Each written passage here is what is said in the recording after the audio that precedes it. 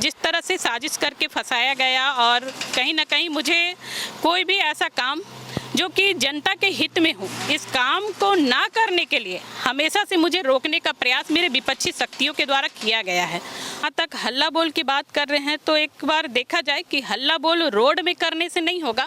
इससे अच्छा था कि वो गांव तक जाते, आम लोगों तक जाते, उनका सुनते और उनको लेकर के निष्पादन करते, तो हम सही मायने में कह सकते हैं कि हाँ, हल्ला बोल किया आपने और ये निष्पादन किया। लेकिन शौचालय का इशू आपने लाया और ख़ासकर महिलाओं पर आपने फोकस किया। आज अगर महिलाओं की बात की जाए तो हमें भी खराब लगता है कि यहाँ पर सम्मानित एक जनप्रतिनिधि हैं जो खुद महिला भी हैं। संवाद के माध्यम से उनकी बातों को सुनूं, उनसे रूबरू हूँ और जो भी उनके प्रॉब्लम्स हैं उनका जल्द से जल्द निदान वहीं त्वरित किया जाए, जिसको लेकर के एक कार्यक्रम मैं करने जा रही हूँ जो कि 12 तारीख से वो होना है।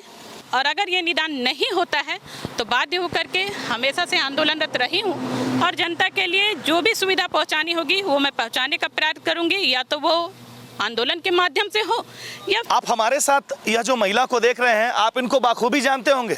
ये महिला रामगढ़ विधानसभा के और आपके विधानसभा के पूर्व विधायक रह चुकी हैं और ये आंदोलनकारी छवि के नाम से प्रसिद्ध हुई थी और आंदोलनकारी ममता देवी के नाम से इनको जाना जाता था। सही है ना? बहुत सारे आंदोलन इनके द्वारा किया गया है और अभी भी जो इनके द्वारा हमारी मुलाकात हुई तो आंदोलन के सिलसिले पर ही हो रही है, क्योंकि इनके द्वारा जन मुद्दों को लेकर रामगढ़ के क्षेत्र के लोगों को जो दिक्कतें हो रही हैं, चाहे वो बिजली के संकट की हो, चाहे जल की बात हो या फिर नाली गली सड़क किसी भी चीज़ की बात हो, छावनी परिषद नगर परिषद क्षेत्र किसी भी क्षेत्र में आप अगर हैं और रामगढ़ विधानसभा के अंतर्गत आते हैं तो ये आपके मुद्दों को मुखर रूप से उठाने का काम करेंगी और सिर्फ उठाएंगे नहीं, राजनीति नहीं करेंगी, पूरी तरीके से निदान करेंगे। क्या राजनीति करेंगे या निदान करेंगी? जी, हमारा मकसद है निदान करना और इसी कार्य हेतु हमेशा से हम लोग लगे हुए हैं और राजनीति इसमें कुछ भी नहीं होगा। एक आम जनप्रतिनिधि के माध्यम से और सभी के सहयोग से हम लोग जो भी समस्या आएंगी उसका निदान करने का काम करेंगे। क्या कुछ मैडम, बहुत सारी चीज़ें हैं, बहुत समस्या, क्या प्रमुख आपको लगा जो एकाएक किस तरह का आपने तैयारी किया कि अब आप लोगों के बीच जाएंगी? जी देखिए, काफ़ी समय से इस क्षेत्र से हम लोगों का लगाव रहा है और ऐसा नहीं है कि विधायक बनने के बाद से ही हम लोग रामगढ़ में हैं। जिला परिषद से लेकर के एक विधायक तक का सफ़र, इस दौरान में कई ऐसे जन समस्याएं थी जिसका निदान करने का हमने बखूबी प्रयास किया है और जो हमारा कार्यकाल रहा है, बहुत छोटा कार्यकाल हमें मिला, क्योंकि 19 में जो इलेक्शन हम लोग आए और इस दरमियान में कुछ ही समय मिला, फिर कोरोना काल रहा और कुछ समय फिर मिला और इसी दरमियान में जो भी कार्य हमारे माध्यम से किए गए वो देखने लायक है और सभी लोग देख रहे हैं। लेकिन जिस तरह से साजिश करके फंसाया गया और कहीं ना कहीं मुझे कोई भी ऐसा काम जो कि जनता के हित में हो, इस काम को ना करने के लिए हमेशा से मुझे रोकने का प्रयास मेरे विपक्षी शक्तियों के द्वारा किया गया है। उसके बावजूद भी आज हर लोग मुझसे मिलते हैं, अपनी जो भी समस्याएं हैं उसको रखने का भी काम करते हैं। इसी संदर्भ में कई ऐसे इश्यूज आए प्रॉपर रामगढ़ टाउन को लेकर के, ग्रामीण क्षेत्र से तो हमेशा आते ही रहता है, टाउन से भी कई सारी समस्याएं इधर छन करके आ रही थी, जिससे मुझे लगा कि नहीं, खुद मैं जा कर के वहाँ के लोगों से मिलूं और मिल कर के खुद से एक जन संवाद के माध्यम से उनकी बातों को सुनूं, उनसे रूबरू हूँ और जो भी उनके प्रॉब्लम्स हैं उनका जल्द से जल्द निदान वहीं त्वरित किया जाए, जिसको लेकर के एक कार्यक्रम मैं करने जा रही हूँ जो कि 12 तारीख से वो होना है।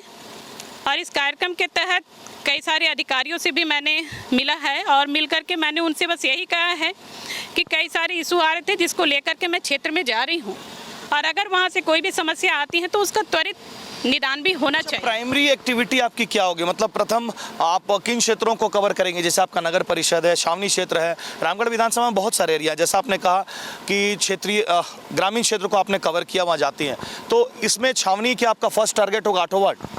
जी बिल्कुल, छावनी क्षेत्र से हम लोग ये प्रयास करेंगे लोगों को वहाँ सुनने का और मिलने का, क्योंकि छावनी क्षेत्र का कई ऐसा एरिया है 7 और 8 वार्ड का जो कि नगर परिषद और आर्मी क्षेत्र के अंतर्गत आता है, जहाँ की कई ऐसे विकास के काम हैं जो आज भी वहाँ पर नहीं हो पाते हैं।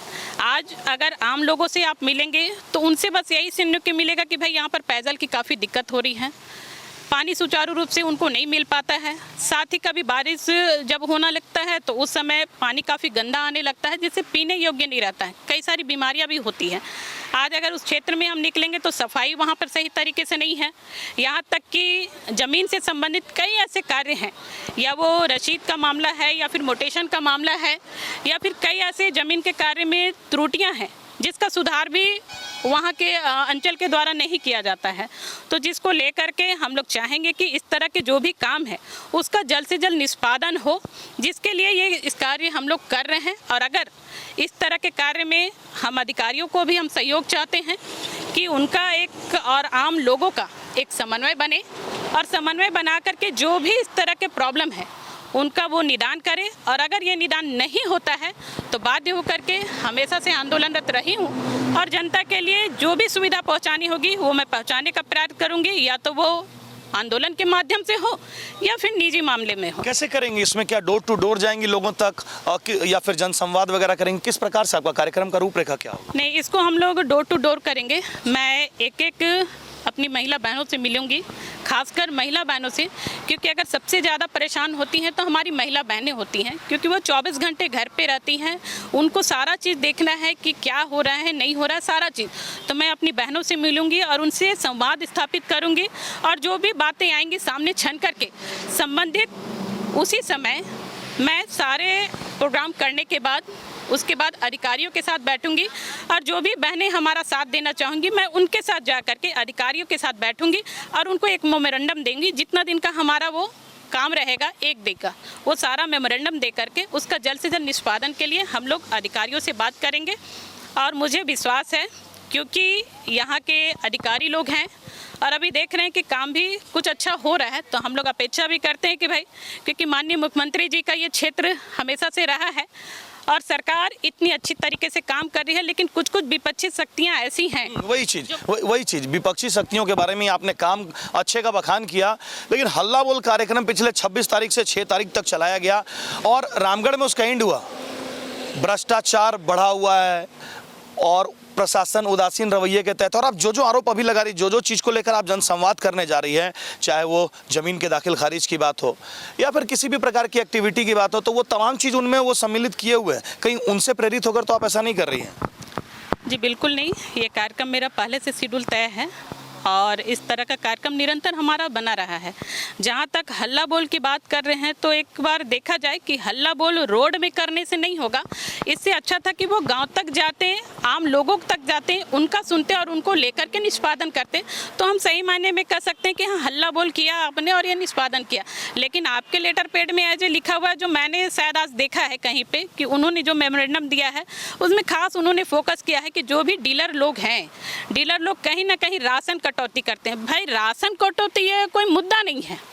राशन कटौती करते हैं तो आपकी स्थानीय यहाँ पर जनप्रतिनिधि है, आप उनके माध्यम से आप जांच करवाइए ना। कौन से ऐसे डीलर हैं जो राशन काट रहे हैं, कौन से ऐसे डीलर हैं जो राशन कार्ड में बनाने में आपत्ति दर्ज कर रहे हैं, तो वैसे लोगों पर कार्रवाई कीजिए, वो करनी चाहिए आपको। तो आप हल्ला बोल कर रहे हैं, तो ये कोई मुद्दा नहीं है। मुद्दा वो होता है जो जनहित में बात किया जाए, कि आज लोग प्रताड़ित हैं, कि यहाँ पर पेयजल की असुविधा हो रही है, यहाँ पर बिजली सही समय पे नहीं मिल रहा है, साथ ही कई ऐसे एरिया हैं जहाँ पर सड़क नहीं है, नाली नहीं है, कई ऐसे सुविधाजनक यहाँ पर तालाब वगैरह हैं जिसका आज सुंदरीकरण भी होना चाहिए, वो भी नहीं हो पाया है। और ज़मीन का मामला तो सबसे ज़्यादा है। हम देख सकते हैं कि हर जगह पर अगर इशू आता है तो नहीं, ज़मीन मामले में आज वहाँ पर मारपीट हो गया तो किसी की जानें चली गई, तो क्या ये सब मुद्दा नहीं है? तो कहीं ना कहीं हमें लगता है कि ज़मीन का मामला ये लोग नहीं लाए हैं, तो कहीं ना कहीं ये गलत है।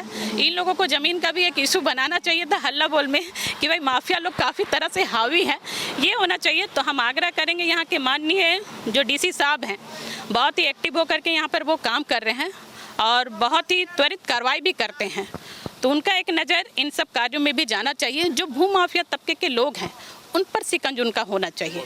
अभी हम जो प्रशासन के हमारे एसपी साहब हैं सम्मानित, और बहुत अच्छा उनका भी एक्टिविटी है। आज कहीं ना कहीं क्राइम बढ़ा है, यहाँ पर लूट खसोट हो या कहीं भी अचानक से सुनते कि भाई वहाँ पे मर्डर हो गया, वहाँ पे किसी का छीन करके चले गए, वहाँ चोरी हो गई, वहाँ डकैती हो गई। एक हाल ही का मामला था जो महिला का गला रेत करके दर्दनाक उनकी मौत हुई। एक इधर का भी एक मामला था, यहाँ पर चोरी हो गया। तो इस तरह के कई सारे क्राइम हैं जिस पे पाबंदियाँ होनी चाहिए, जिस पे शिकंज कसनी चाहिए, ये मुद्दा होना चाहिए। साथ ही साथ आज आपके चैनल के माध्यम से भी कई सारे इश्यूज आते हैं, हमें अच्छा लगता है, हम आपको बधाई भी देंगे, शुभकामनाएं भी देंगे। बहुत ही अच्छा काम आपके चैनल के माध्यम से भी होता है। पिछले दिनों हमने देखा है शौचालय का इशू आपने लाया और ख़ासकर महिलाओं पे आपने फोकस किया। आज अगर महिलाओं की बात की जाए तो हमें भी खराब लगता है कि यहाँ पर सम्मानित एक जनप्रतिनिधि हैं जो खुद महिला भी हैं, लेकिन इस इश्यूज़ पे कभी भी उनका कोई वक्तव्य नहीं आया जो एक चिंता का विषय है। इस इश्यूज़ को लेकर के भी हम लोग प्रमुखता के तौर पर आगे आएंगे।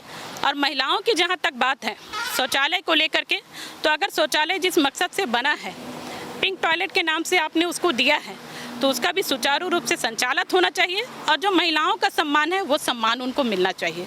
तो ये सारे कई इश्यूज़ हैं जिसको लेकर के हम लोग क्षेत्र में जाएंगे और चाहेंगे कि मेरी रामगढ़ की जितने भी परिवार के सदस्य हैं, मेरे विधानसभा के जितने भी परिवार के सदस्य हैं, खासकर मेरी महिला बहनें हमें सहयोग करें और इस कार्य हेतु अपना समय भी हमें दें। बिल्कुल, तो बहुत अच्छी बात इन्होंने कही।